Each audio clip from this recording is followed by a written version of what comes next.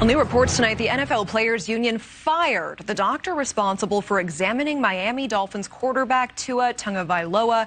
Mistakes that they say that he made in clearing him from the league's concussion protocol and allowing him to play this week. On Thursday night, Tua suffered his second concussion in 5 days after a violent sack by the Cincinnati Bengals. He was eventually taken off the field on a stretcher and taken to the hospital. And now today, questions on why he was allowed back into that game, let alone to play. Joining me now to discuss this, President of LifeFlip Media Sports, Eric Mitchell. Eric, always great to see you. Thanks for being here. Thanks for having me, Natasha. And it's a grim topic. The Players Association, of course, has fired that neurotrauma consultant who evaluated Tua after last weekend's injury last weekend.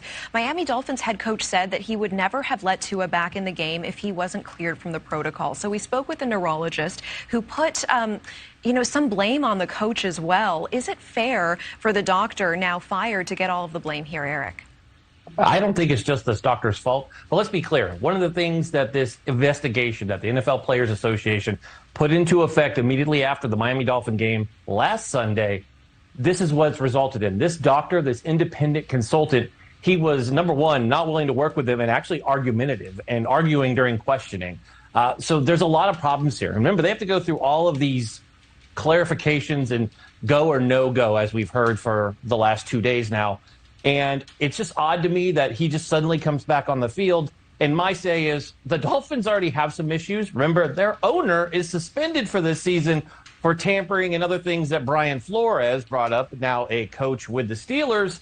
It's just very interesting how this is doing. To answer your question, yes, I think the coaching staff should also be held responsible here. And you're seeing it from the players. And I think that's where you take it more than taking what the ownership is saying. You look at all the former players who are like, Tua didn't belong on the field. He shouldn't have been back on the field on Sunday. The fact he was playing on Thursday, and these are top-tier guys that have a lot to lose, including the amazing team on Thursday Night Football, speaking up for the last 10 minutes of the show, talking about it. And these are legends that are talking up there, saying the man had no business being on the field. Yeah, 100%. I think, meanwhile, all of us certainly wishing Tua the best. Do you know how long he is expected to be out and what kind of impact it could have on the NFC East?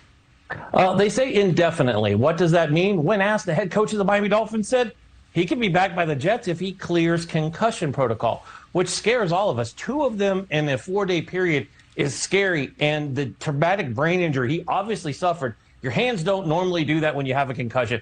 I've only seen that while serving in the military as a United States Marine.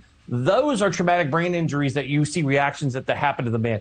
We're not talking about his playing career. We should be focused on his life and that he can resume a normal one, because we see what's happened with great Hall of Famers like Junior Seau, who took his life because of his TBI and how the NFL didn't look at it. But good news, just before we went on air, less than an hour ago, the NFL and the NFL Players Association said protocols are changing, and they should come in effect by week 5. Yeah. So that's amazing. So they're going to go, no go. If you're stumbling and tumbling, you're not going to claim it's a back injury or a head injury.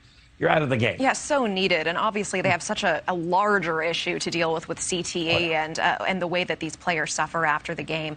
I do want to change topics. And with the last few seconds that we have, I do want to ask, in other NFL news, what matchups are you looking forward to this week, Eric? We have great ones that I'll shoot through them fast. You've got the undefeated Eagles facing the Jaguars, who are hot right now. The Bills trying to get this back on the winning streak versus the Ravens with Lamar Jackson. Of course, the Bears are trying to, well, they won last week, but it was one of the ugliest wins I've seen in a while. The Bears are trying to come back, playing a Giants team that lost on Monday night. Then your Sunday night game is great. It's our favorite topic, Natasha. Tom Brady versus Patrick Mahomes and the Kansas City Chiefs. And then Monday, I can say, it's the amazing San Francisco 49ers and the Jimmy G fiasco versus the Rams, the defending champions. Amazing football we have out there. And keep in mind, we have some upsets right now in college football that everybody needs to know about, because Georgia is currently losing. The number 1 team in the country is currently losing to Missouri. So it's so crazy much. There's so much. Eric Mitchell, we appreciate you tracking it all for us. Thank you so much. Great to see you. Have a good evening. Thank you.